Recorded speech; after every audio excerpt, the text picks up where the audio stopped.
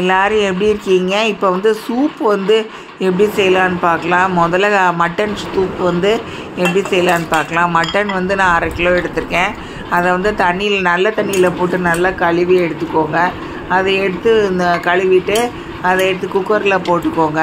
குக்கரில் போட்டுட்டு அதுக்கப்புறம் வந்து நீங்கள் என்ன பண்ணுங்கள், அந்த தண்ணி வந்து ஒரு 200 ml ஊற்றுனேன். உங்களுக்கு 1/2 லிட்டர் ஊற்றினா ஊற்றிக்கோங்க. அதுக்கப்புறம் வந்து உப்பு வந்து தேவையான அளவுக்கு வந்து நான் 1 ஸ்பூன் உப்பு வந்து 1 ஸ்பூன் உப்பு போடுறேன். நீங்கள் 1 ஸ்பூன் உப்பு போட்டுக்கோங்க. அதுக்கப்புறம் வந்து மிளகுத்தூள் வந்து அந்த 1 ஸ்பூன் வந்து சின்ன ஸ்பூன் போட்டுக்கிட்டேன். மஞ்சள் தூள் வந்து 1 ஸ்பூன் போட்டுக்கிட்டேன்.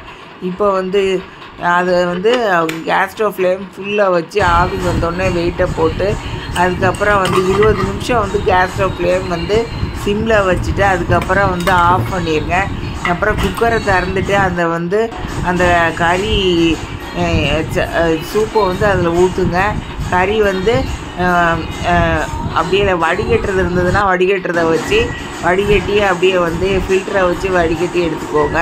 இது விருதுநகர் ஆச்சி சமையல் தமிழ். இது சப்ஸ்கிரைப் பண்ணுங்கள், லைக்ஸ் கொடுங்க, ஷேர் கொடுங்க, அந்த பெல் பட்டனை வந்து அமுக்குங்க. இப்போ வந்து வெஜிடேரியன் சூப் வந்து நம்ம வந்து செய்ய போகிறோம். அதுக்கு வந்து பூண்டு சூப் வந்து செய்ய போகிறோம். பூண்டு வந்து இந்த அளவுக்கு வந்து ஒரு 20 பூண்டு கண்டு உரித்து எடுத்துக்கோங்க.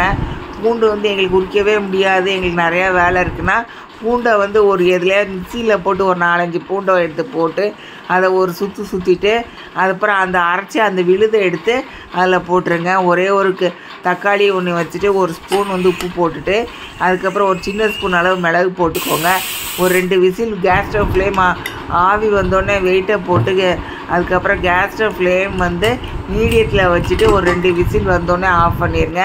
அதுக்கப்புறம் அதை எடுத்து வந்து ஒரு ஃபில்டரில் எடுத்து நல்லா ஃபில்ட்ரு பண்ணிவிட்டு அந்த தக்காளியும் நல்லா ஸ்மாஷ் பண்ணி நல்லா அமுக்கிட்டு அதையும் ஃபில்ட்ரு பண்ணி எடுத்துக்கோங்க. எடுத்துகிட்டு அதுக்கப்புறம் தனியாக வந்து ஒரு கிண்ணத்தில் எடுத்து ஊற்றிக்கோங்க.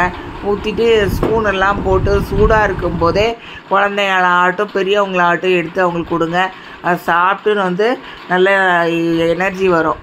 நன்றி.